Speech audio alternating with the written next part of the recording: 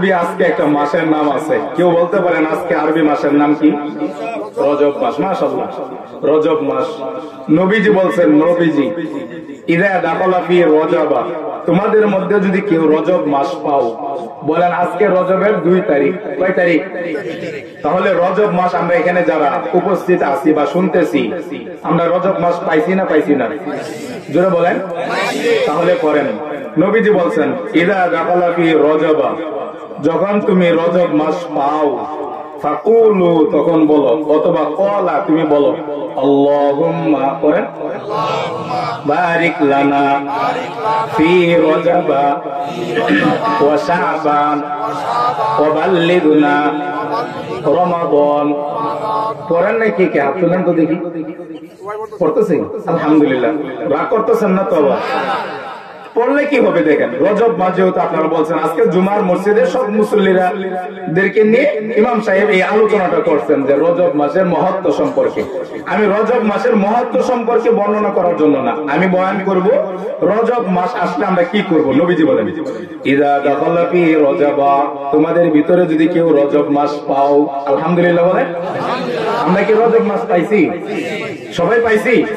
এখন আমাদের প্রথম কাজ, নবীজি বলেন ফাকালা, বলো আল্লাহুম্মা বারিক লানা ফি রজব ওয়া শাবান, আল্লাহ তুমি আমাদেরকে রজব এবং শাবানে বরকত দাও, ওয়া বাল্লিগনা রমাদান, রমজান পর্যন্ত আমাদের হায়াতকে লম্বা করে দাও। কিতাবের ভিতরে লিখছে, কোন ব্যক্তি সত্যিকার খালিসান লিওয়াজহিল্লাহ, একমাত্র সঠিক মনে সঠিক দিলে একমাত্র আল্লাহকে সন্তুষ্ট করার জন্য যদি এই দোয়াটা রজব মাসের 1 তারিখ থেকে চাঁদ ওঠার পর থেকে যদি সে পড়তে থাকে, তার হায়াতের জিন্দেগি যদি রজবের আগে অথবা রজব মাস, শাবান মাস বা রমজান মাসের আগে তার আমল নামা ছিল যে সে রজব মাস শুরু হবে আর তার ইন্তেকাল হবে, শাবান মাস শুরু হবে তার ইন্তেকাল হবে, অথবা পরবর্তীতে রমজানের আগে তার সময় শেষ হয়ে যাবে। নবীজি বলেন ইদা দাখালা ফি রজবা, তোমাদের ভিতরে কেউ যদি রজব মাস পা, ফাকালা, সে যদি বলে আল্লাহুম্মা বারিক লানা ফি রজব ওয়া শাবান, আল্লাহ তুমি আমাকে রজব এবং শাবানে বরকত দাও, ওয়া বাল্লিগনা রমাদান, রমজান পর্যন্ত আমাদের হায়াতকে লম্বা করে দাও, এই দোয়াকে কেন্দ্র করে খালিসান লিওয়াজহিল্লাহ, আল্লাহর জন্য যদি এই দোয়াটা পড়তে থাকে, নবীর কথা ইয়াকিন সিদকাম মিন কলবি, একেবারে দিল থেকে যদি কেউ পড়তে থাকে, তার হায়াত যদি রমজান পর্যন্ত বা রমজানের আগে শেষ হয়েও থাকতো, এই দোয়ার বরকতে আল্লাহ রমজান পর্যন্ত তার হায়াত লম্বা করে দিবে। আর একটু জোরে বলেন খুশি না বেজার? যদি আমরা এটা পারি পড়বো, আরবিতে না পারি কি বলবো? আল্লাহ রজব মাস শুরু হয়ে গেছে, আল্লাহ তুমি আমাদেরকে রজব এবং শাবানের বরকত দাও এবং আমাদেরকে রমজান পর্যন্ত হায়াতকে লম্বা করে দাও। এটা হলো 1 নম্বর আমল। 2 নম্বর আমল কাসরাতুত তিলাওয়াতিল কুরআন, বেশি বেশি কোরআন তেলাওয়াত করব। সাউন কানা ফাহিমা আও লাম ইফহাম, সাউন কানা আলিমা আও লাম ইউলাম, সাউন কানা আমিলা আও লাম ইউমাল, বেশি বেশি কোরআন তেলাওয়াত করব, বুঝা বুঝা পড়ার চেষ্টা করব, না বুঝা পড়লেও সব আছে না নাই? কথা বুঝা পড়লে বেশি সব, আর না বুঝা পড়লেও সব আছে না নাই? এখানে একটা ঘটনা শুনুন। এক ব্যক্তি মারা গেছে, মারা যাওয়ার পরে ওই এলাকায় হাজার হাজার লাখো লাখো মানুষ তার জানাজায় আসছে জানাজা পড়ার জন্য, অথচ মাইকিং করে নাই। আমাদের বর্তমান জমানায় একজন মারা গেছে, ওই বাবারে বাবা, কে মারা গেছে? পুরাবাড়ি বাজারের ইমাম সাহেব মারা গেছে। কে মারা গেছে? অমুক চেয়ারম্যান মারা গেছে। জানাজা কবে? 3 দিন পরে। অমুক পাইলট স্কুলের মাঠে মানুষকে কানে তবদা বানাইতে বানাইতে মানুষ যাইতে চায় না জানাজা। কেন? না, পুরাবাড়ি বাজারের ইমাম সাহেবের দিল ঠিক না, পুরাবাড়ি বাজারের ইমাম সাহেবের কথার কাজে মিল নাই, মুনাফিকি আছে তার ভিতরে। দেখছি সারাটা জীবন বাতিলের সাথে হাত লড়াইছে, সারাটা জীবন হকের পক্ষে থাকে নাই। এলাকার মেম্বার, চেয়ারম্যান, এমপি, মন্ত্রী, প্রেসিডেন্ট মারা গেছে, এলাকার অমুক নেতা মারা গেছে, মানুষকে একেবারে মাইকিং করতে করতে করতে করতে একেবারে মানুষের কান ঝাঁঝরা করে ফেলাইছে। আরে চেয়ারম্যান সব মারা গেছে, এখন যদি মানুষ না হয় মানুষ কি বলবো? বাজারের ইমাম সাহেব হুজুর বয়ান করতো ফাটাফাটি, মারা গেছে, এখন যদি মানুষ না হয় মানুষ বলবে কি? কি ইমাম সাহেব ছিল, মানুষে আসছে না। দর্শক নবীজি কি বলেন? নবীজি কি বলেন? নবীজি বলেন মানুষ যখন মারা যায় যত তাড়াতাড়ি সম্ভব হয় যত তাড়াতাড়ি সম্ভব হয় তাকে দাফন করে দাও। বলেন এই সুন্নত কি আমরা পালন করি? সুন্নত পালন করি? পালন করি। আমরা চাই কি, আমাদের চিন্তা হইল মাইকিং করব, সব মানুষকে জানাইবো, সব মানুষকে ডাকাইবো। কেন? যাতে চেয়ারম্যান সাহেব মারা গেছে, তো এমপি সাহেব মারা গেছে, মেম্বার সাহেব মারা গেছে, অমুক নেতা মারা গেছে, ইমাম সাহেব, সাইফুল হাদিস বড় হুজুর মারা গেছে, মানুষ বেশি যাবে। আর বেশি যাওয়ার পরে মানুষ সবাই যেন মানে বলবো ওরে বাবারি বাবা, মানুষ যাতে বলে ওরে বাবারি বাবা কত মানুষ হইছে জানা যায়। একটা কথা মনে রাখবেন, হাজার হাজার লক্ষ লক্ষ মানুষ জানাজা পড়লে মৃত ব্যক্তির কোনো চাইরা নাও লাভ নাই। লাভ জানা যায় যারা পড়তে যায় তাদের লাভ। কিন্তু মনে রাখেন 1 লক্ষ মানুষ জানাজা পড়তে গেছে, তাদেরই ভিতরে একজন লোক আপনার মাইকিং এর করার কারণে একজন লোকের মনে ছিল না এই কথা যে বাজারের ইমাম সাহেব মারা গেছে, চেয়ারম্যান সাহেব, মেম্বার সাহেব মারা গেছে, আরে তার কাছে তো আমি 500 টাকা পাইতাম। এটা আপনি মাইকিং করার কারণে তার মনে হয়ে গেছে। এখন 1 লক্ষ মানুষ, 1 লক্ষ মানুষের ভিতরে একজন মানুষ যদি মনে কষ্ট সত্যিকার অর্থে মনে মনে জানা যায় দাঁড়ায় বলে চেয়ারম্যান সাহেবের কাছে, মেম্বার সাহেবের কাছে, আমাদের বাজারের ইমাম সাহেবের কাছে আমার দোকানে চা খাইতো আমি 5টা টাকা পাই, 10টা টাকা পাই, 100 টাকা পাই, 500 টাকা পাই। খুদার কসম খেয়ে বলছি, উলামায়ে কেরাম যারা আছে তাদেরকে জিজ্ঞেস করে দেখেন, একজন লোক যদি সত্যিকার অর্থে দিল থেকে বলে তার কাছে আমি টাকা পাই, 1 লক্ষ মানুষের ভিতরে একজন লোক বাদ দিয়ে যত মানুষ জানাজা পড়ছে কোন মানুষের সব হবে না। কি বুঝেন আপনি? কি বুঝলেন আপনি? মানো রাখবেন একটা কথা, যত মানুষ গেছে জানাজা পড়ছে হয়তো বা তাদের সব হবে, কিন্তু ওই যে লোকটা মারা গেছে এই লোকের কাছে যে লোকে টাকা পাইতো তাকে আল্লাহ মাফ করবে? মাফ করবে না। কারণ বান্দার হক আল্লাহ মাফ করে, কথা কয় না কেন? বান্দার হক আল্লাহ মাফ করে না। একটা লোক মারা গেছে এলাকাতে, একটা লোক এলাকাতে মারা গেছে, ঘটনাটা শুনেন ভালো। ওই জমানায় মাইকিং এর সিস্টেম ছিল না, জানাজানির সিস্টেম ছিল না। সকাল 10টার সময় মারা গেছে, জোহরের নামাজের পরে জানাজা। কেমনে জানি মানুষ শুই না, সবাই দেখতেছে, লাখো লাখো মানুষ জানাজায় উপস্থিত। জোহরের নামাজের সময় মসজিদে জায়গা হয় না, মসজিদের মাঠে জায়গা হয় না। এখন মানুষ যখন জানাজা করতে গেছে, জোহরের পরে জানাজা, এখন জিজ্ঞেস করে এই ভাই তুমি কোথেকে আইছো? আমি তো কুমিল্লা থেকে আইছি। তুমি কোথেকে আইছো? আমি তো ঢাকা থেকে আইছি। তুমি কোথেকে আইছো? আমি তো গাজীপুর থেকে আসছি। এটা কি বলো? মানুষ মারা গেছে, উনার বাড়ি ময়মনসিং, উনার বাড়ি ভালুকা, উনার বাড়ি হইলো মাওনা, উনার বাড়ি ত্রিশাল, তাহলে তোমার বাড়ি কুমিল্লা, তুমি এখানে কেমনে জানলা? তা তো বলতে পারি না। কে জানি আমার কানে কানে ঘোষণা করলো অমুক এলাকায় একজন লোক মারা গেছে, আমার মহাব্বত লাগলো, এই জন্য আমি তার জানাজা পড়তে আসছি। সুবহানাল্লাহ।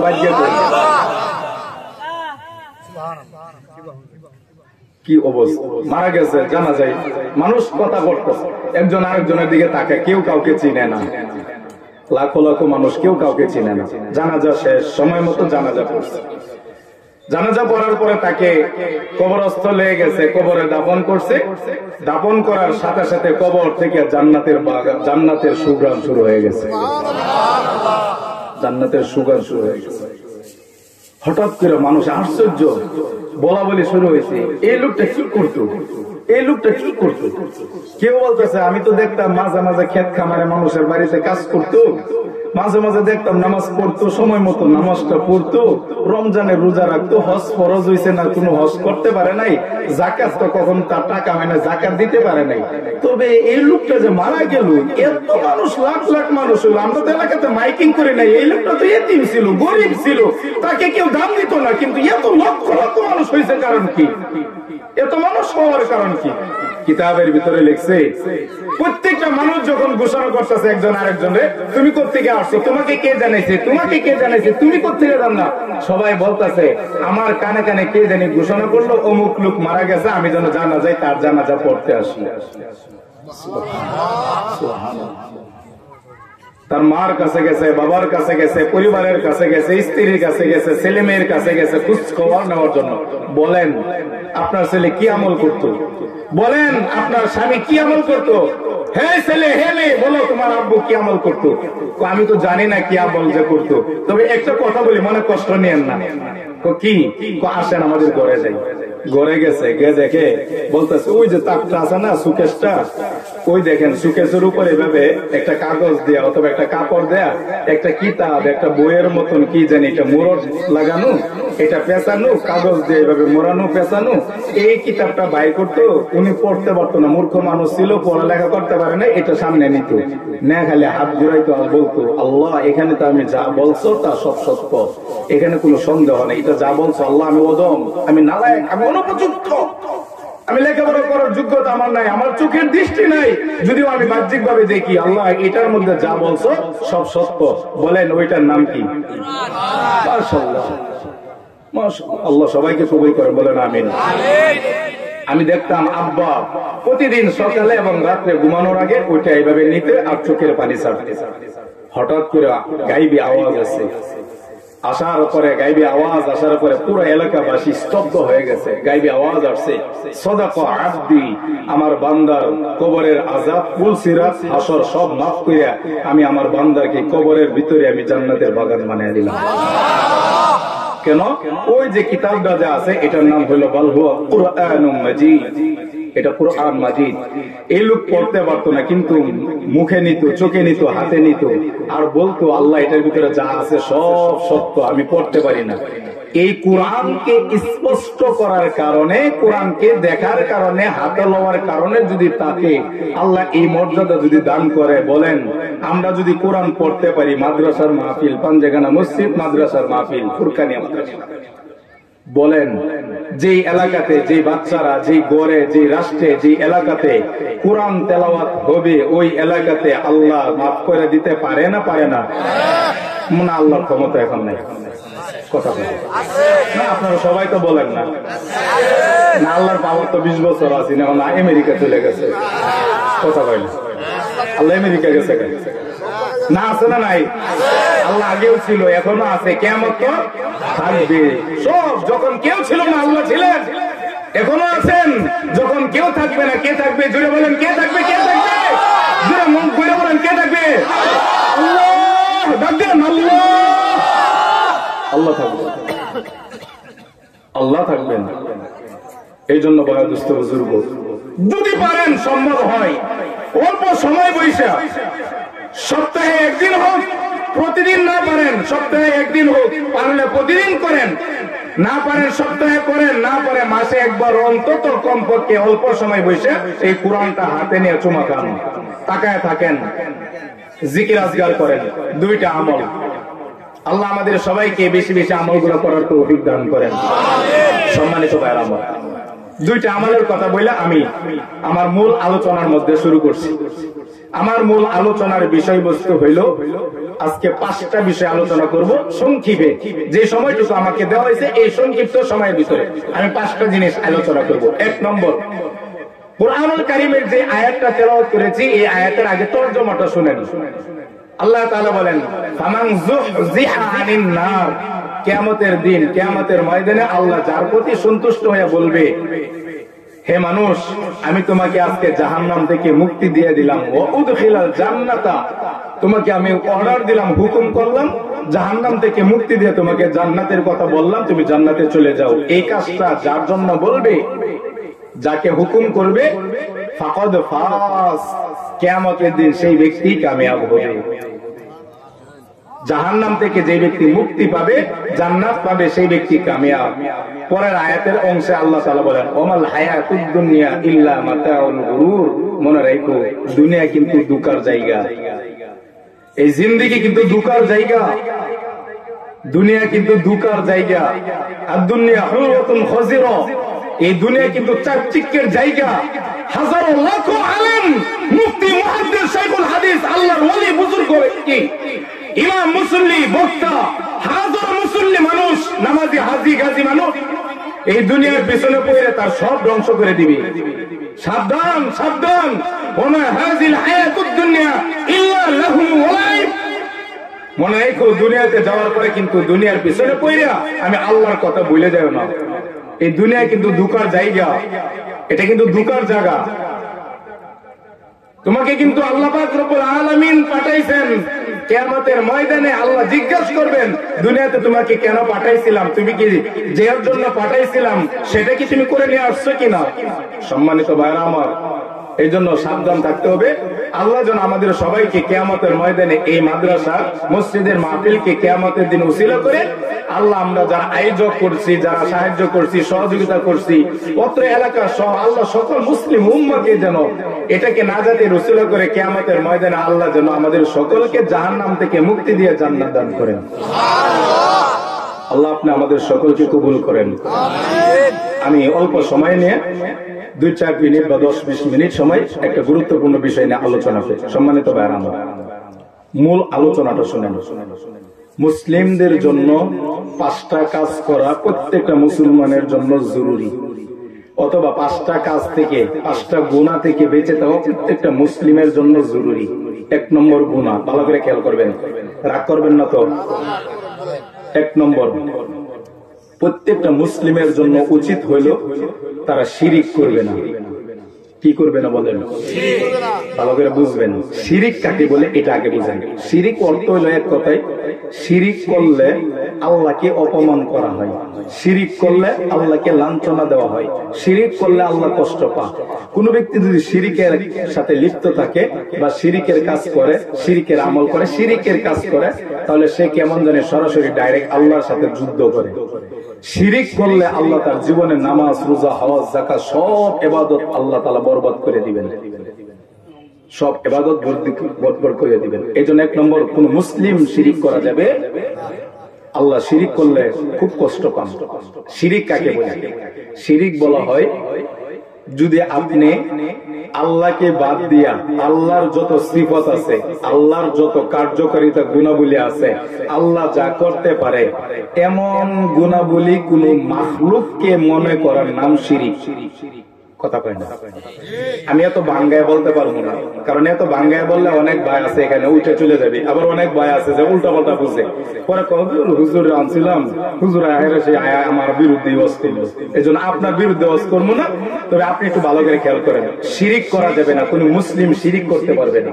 আল্লাহ তাআলা বলেন, ইন্নাল্লাহা লা ইয়াগফিরু আন ইউশরাকা বিহি ওয়া ইয়াগফিরু মা দুনা যালিকা লিমান ইয়াশা।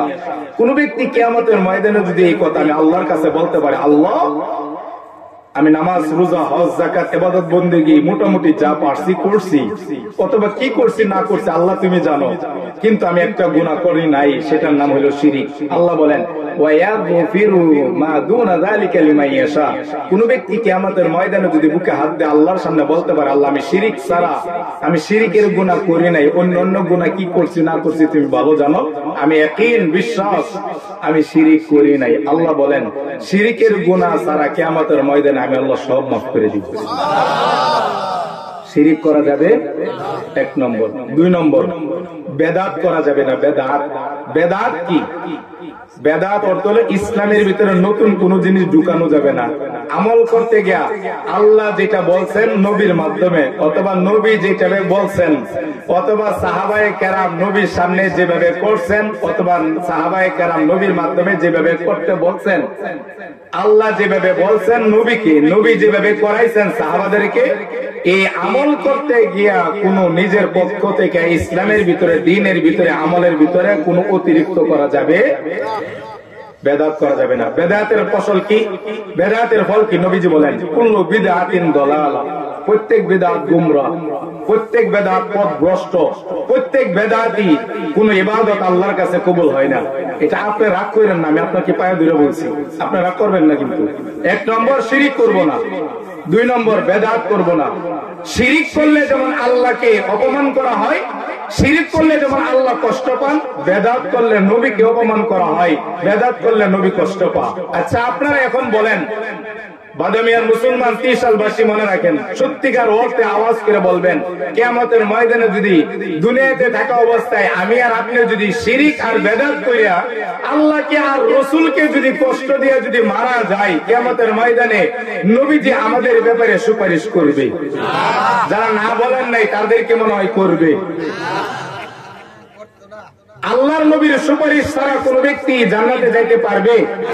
আল্লাহ যদি কারো উপর দয়া না করে, কারো প্রতি আল্লাহ তাআলা রাগ করে, তাহলে সে জান্নাত পাবে? সে জান্নাত পাবে না।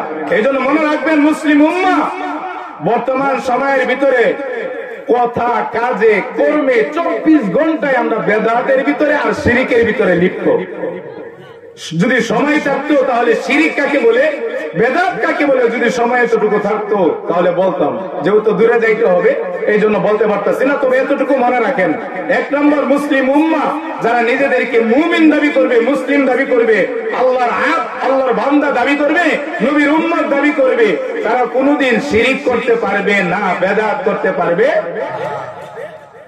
নবীজি বলেন কুল্লু বিদআতিন দালালা, প্রত্যেক বিদআত গুমরাহি, প্রত্যেক বেদাত গুমরাহি, ওয়া কুল্লু দালালাতিন ফিন্নার, আর প্রত্যেক গুমরাহি হলো জাহান্নামী। নাউজুবিল্লাহ বলেন। এজন্য ভাই আমি আপনাদেরকে অনুরোধ করছি, আপনি আমার মুসলিম ভাই, আপনি আমার বড় ভাই, আপনি আমার ছোট ভাই, আপনি আমার বাবা, আপনি আমার চাচা, আপনি আমার ভাই, আমি আপনাকে এই জন্য অনুরোধ করে বলছি, বেদাত করা যাবে না, শিরিক করা যাবে না। শিরিক করলে আল্লাহ অপমান হয়, শিরিক করা মানে আল্লাহকে ওভারটেক করে চলা। বেদাত করলে নবীজিকে অপমান করা হয়, বেদাত করা মানে নবীকে ওভারটেক করে চলা। এই জন্য শিরিক করা যাবে না, 1। 2 বেদাত করা যাবে না। 3 নম্বর, মা বাবাকে কষ্ট দেওয়া যাবে না। বলেন কাকে? জুড়ে বলেন, সবাই বলেন। যাদের মা বাবা আজকে এই মুহূর্তে, যাদের মা বাবা কবরে চলে গেছে, আল্লাহ তাদের কবরে আযাব মাফ করে দেন, বলেন আমিন।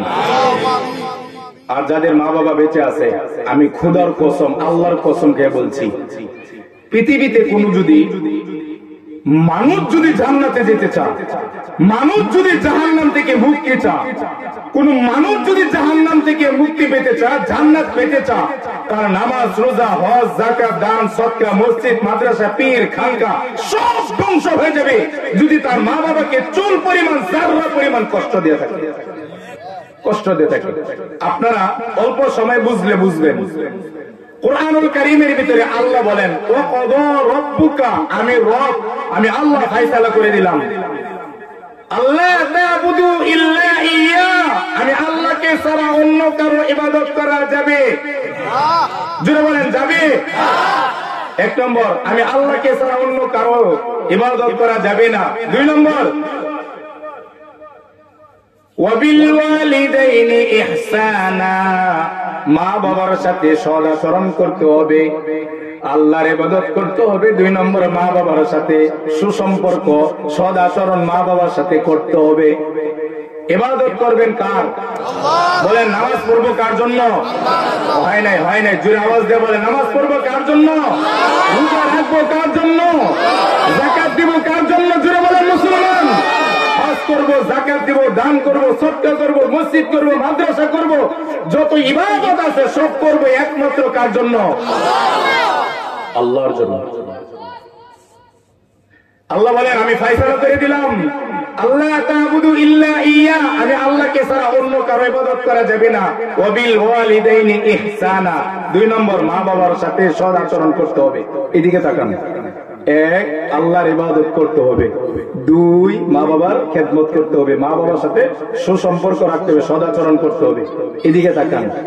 খুতবাতুল আহকাম কিতাবের ভিতরে থানবী রাহমাতুল্লাহি আলাইহি লিখছেন, ইন্নার রাজুলা লা ইয়াকুনু মিন আহলিস সালাহ ওয়াস সাওম ওয়াজ যাকাত ওয়াল হজ ওয়াল উমরা ওয়াস সাদকা ওয়াদ দিনার ওয়াদ দিরহাম হাত্তা যাকার ওয়া সিয়ামাল খায়র কুল্লাহ। একটা লোক কিয়ামতের ময়দানে তার নামাজ, রোজা, হজ, যাকাত বহু ইবাদত নিয়ে আল্লাহর দরবারে উপস্থিত হবে। আল্লাহ তার আমলনামা দেখবেন, ফাজিবনা লাহু ওয়া ইউসআলুহু ওয়া ইউসাদদিকুহু, আল্লাহ তার আমল দেখে নিজেই আশ্চর্য হয়ে বলবেন, ঘটনা কি? এত নামাজ, রোজা, হজ, যাকাত, এত ইবাদত নিয়ে আসছো, তাহলে তো তার মানে তুমি যে পরিমাণ নামাজ, যে পরিমাণ রোজা, হজ, যাকাত, দান, সদকা, মসজিদ, মাদ্রাসা, যে পরিমাণ ইবাদত করছো, তুমি তো জান্নাতি। আল্লাহ নিজে আশ্চর্য হয়ে তাকে জিজ্ঞাসা করবেন, এত ইবাদত কেমনে করলাম? বলবে, আল্লাহ তুমি তো তৌফিক দিছো, তোমার জন্য করছি। তাই নাকি? কহ, তাহলে তুমি কি জান্নাতে চাইতে চাও? আল্লাহ তুমি যদি জান্নাতে দিতে চাও তাহলে দাও।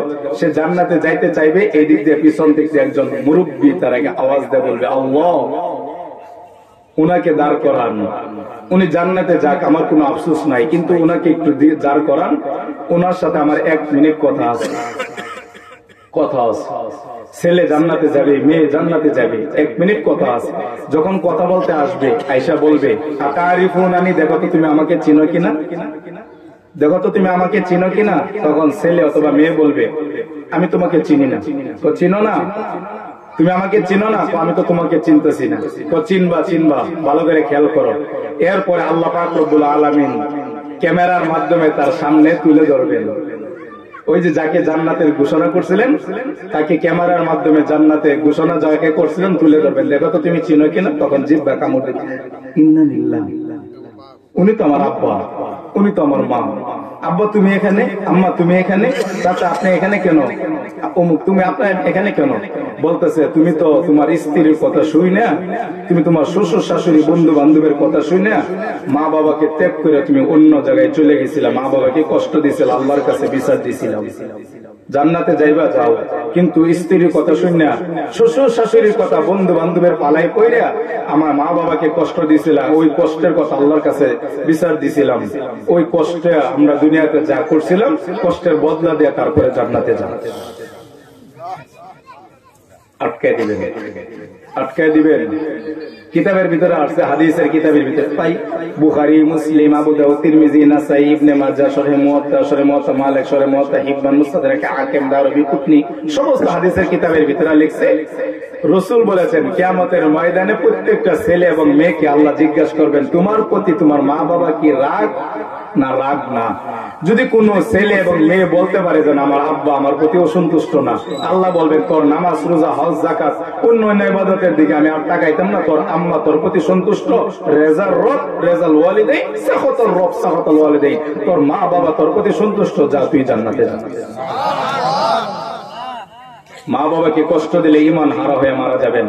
আল্লাহ বলেছেন ওয়াসাইনাল ইনসানা বিওয়ালিদাইহি ইহসানা, মা বাবার সাথে সৎ আচরণ করার জন্য আমি আল্লাহ অর্ডার করলাম। ভালো করে খেয়াল করেন, নামাজ পড়ার জন্য কে বলছে? রোজা রাখার জন্য কে বলছে? হজ করার জন্য কে দিতে বলছে? হজ করতে বলছে। যত ইবাদত আছে সব করতে বলছে আল্লাহ। আল্লাহ নিজের ইবাদত করার জন্য বলছে। মা বাবার খেদমত করার জন্য বাজারের ইমাম সাহেব বলছে। কথা বলেন, এমপি, মন্ত্রী, প্রেসিডেন্ট বলছে। কে বলছে? কে বলছে? এই জন্য মনে রাখবেন, নামাজ পড়া যেমন ফরজ, রোজার সময় রোজা রাখা যেমন ফরজ, হজ ফরজ হইলে হজ করা যেমন ফরজ, যাকাত ফরজ হইলে যাকাত যেমন দেওয়া ফরজ, এই ইবাদতের সাথে সাথে মা বাবার খেদমত করা প্রত্যেকটা মুসলমানের জন্য, নর নারীর জন্য সময় সাপেক্ষে ফরজ। সময় সাপেক্ষে কি? এদিকে তাকান। আবু হুরায়রা রাদিয়াল্লাহু তাআলা আনহু, নাম শুনছেন না? আল্লাহর নবীর সবচেয়ে ঘনিষ্ঠ সাহাবী আবু হুরায়রা রাদিয়াল্লাহু তাআলা আনহু ইসলাম ধর্ম গ্রহণ করছেন। তার আম্মা এখনো অমুসলিম, ইসলাম ধর্ম গ্রহণ করে নাই। একদিন আল্লাহর নবীর দরবারে আসছে, কাঁদতেছে আবু হুরায়রা। হাদিসের কিতাবের ভিতরে আসছে আবু হুরায়রার চাইতে সবচেয়ে বেশি হাদিস আর কোন সাহাবী বর্ণনা করে নাই। সবচেয়ে বেশি হাদিস বর্ণনা করছেন আবু হুরায়রা। আবু হুরায়রা রাদিয়াল্লাহু তাআলা আনহু মসজিদে নববীর ভিতরে ঢুকিয়া কান্না করতেছে, চিৎকার মেরে মেরে কাঁদতেছে। আল্লাহর নবী জিজ্ঞাসা করলেন লিমাজা, তুমি কান্না করো কেন? এ আবু হুরায়রা কি হয়েছে তোমার, কান্না করতেছো কেন? কই ইয়া রাসূলুল্লাহ, ইয়া হাবিবাল্লাহ, মনটা খুব খারাপ। তো কি হয়েছে? আমার আব্বা, আমার আম্মা, আমার আম্মা আজকে আমাকে আসার সময় বকা দিছে এবং আপনার এখানে আসতে না করে। বলেন আমরা হইলে কি কইতাম? হ্যাঁ, রাজনীতির নেতা ডাকছে তোর আব্বা মানে, তোর আম্মা মানে, অমুক হুজুর ডাকছে, পিসা হুজুর ডাকছে, তোর আব্বা আম্মা মানে। আবু হুরায়রার এই কথা শুনে নবীজি সাথে সাথে চুপ হয়ে গেছে। কোন কোন রেওয়ায়েত আছে নবীজি গা ফিরে চলে গেছে, কোন কোন রেওয়ায়েত আছে নবীজি মাথা নিচের দিকে করে দিয়েছে। আবু হুরায়রা নবীজিকে বললেন ইয়া রাসূলুল্লাহ, ইয়া হাবিবাল্লাহ, লিমাযা, কি হয়েছে আপনি বলেন না কেন? মার কথা, বাবার কথা শোনার পরে আপনি চুপ হয়ে গেলেন, মাথা ঘুরে নিলেন, চেহারা ঘুরে নিলেন, মাথা নিচের দিকে দিয়ে রাখলেন, জায়গা থেকে উঠে গেলেন। আমার আম্মা তো অমুসলিম, আমার মা তো নামাজ পড়ে না, রোজা রাখে না, হজ করে না, যাকাত দেয় না, আমার মা তো মুসলিম না। আমার মার কথা শুনে আপনি কিছু বললেন না? ইয়া আবু হুরায়রা, মা যদি হিন্দু হয়, খ্রিস্টান হয়, বৌদ্ধ হয়, চাকমা হয়, গারো হয়, অমুসলিম হয়, আল্লাহ আমাকে জানাইছে মা বাবার সাথে সৎ আচরণ করার জন্য। সুবহানাল্লাহ। ভাগ্য করে মুসলিম ভাইরা, কত চিল্লা লাগাইলাম, কত হজ করলাম, কত নামাজ পড়ি, কত তাহাজ্জুদ, কত ইশরাক, কত নবীন, কত মসজিদ মাদ্রাসা, কত দান সদকা, কত কিছু করি, অথচ ম্যাক্সিমাম লোক এখানে হাত তুলতে বললে আমি সহ আমাদের ধরা খাওয়া যায় কিনা যে মা বাবার সাথে আমাদের সুসম্পর্ক আছে কিনা। কথা কয় না, মা বাবার সাথে সুসম্পর্ক আছে। নবীজি বলেন, খুলেন সূরা বনী ইসরাইল, নবীজি বলছেন আমি আল্লাহ ফায়সালা করলাম এই পৃথিবীতে সবচাইতে ভালো আচরণ পাওয়ার যোগ্য তোমার মা এবং বাবা। তোমার সবচাইতে ভালো আচরণ পাওয়ার যোগ্য তোমার মা এবং বাবা। মা বাবার কথা স্ত্রীকে শরীয়ত সম্মত ভাবে মা বাবার কথা শুনে শরীয়ত সম্মত ভাবে স্ত্রীকে তালাক দেওয়া যায় আছে, কিন্তু স্ত্রীর কথা শুনে শ্বশুর শাশুড়ির কথা শুনে বন্ধুর পালা পইরা মা বাবার সাথে সদ আচরণ না কইরা খারাপ আচরণ এক সেকেন্ডের জন্য যদি করেন, আপনার উপরে এই মুহূর্তে মারা গেলে জান্নাত আপনার উপরে হারাম করে দিবে। আমি আপনার কাছে ক্ষমা চাচ্ছি, আমি আপনার কাছে দুইটা পাও ধরে বলছি, কিয়ামতের ময়দানে অনেক নবীর উম্মত উপস্থিত হবে, একমাত্র নামাজ রোজা হজ যাকাত সব ঠিক, কিন্তু তাদের মা বাবার সাথে খারাপ আচরণের কারণে তারা জান্নাতে যাইতে পারবে না। এই জন্য আজকে আমরা ওয়াদা করব, যাদের মা বাবা মারা গেছে তাদের মা বাবার জন্য সদকায়ে জারিয়া, মাদ্রাসা মসজিদের জন্য সদকায়ে জারিয়া করব, ভালো কাজ করব, মা বাবার জন্য দান সদকা করব। মা বাবা যাদের সাথে উঠা বসা করছেন, যাদের সাথে চলাফেরা করছেন, তাদের সাথে সুসম্পর্ক রাখবো। যাদের মা বাবা বেঁচে আছেন এখন এখানে গিয়া আজকে গিয়া মা বাবার কাছে মাপ চাইবেন, মা বাবার কাছে ক্ষমা চাইবেন, না হয় আপনার জন্য জান্নাত নাই। মনে রাখবেন মুসলিম উম্মাহ, মনে রাখবেন 5টা কাজ করা প্রত্যেকটা মুসলমানের জন্য জরুরি। 1, শিরক করা যাবে না। 2, বেদাত করা যাবে না। 3, মা বাবার সাথে খারাপ আচরণ করা যাবে না। 4, ঋণ নিয়ে মারা যাবে না, ঋণ নিয়ে মারা যাবে না, কারণ ঋণের গুনাহ কিয়ামতের ময়দানে যার কাছ থেকে ঋণ নিছি সে মাফ না করলে কিয়ামত পর্যন্ত আল্লাহ কোনদিন কিয়ামতের দিনও মাফ করবে না।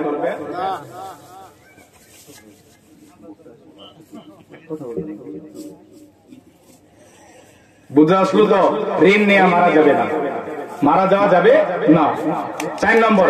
5 নম্বর, কোন মুসলমান তো দূরের কথা, কোন মাখলুককে কষ্ট দেওয়া যাবে না, কোন মাখলুককে কষ্ট দেওয়া যাবে না। এই 5টা নসিহত করলাম।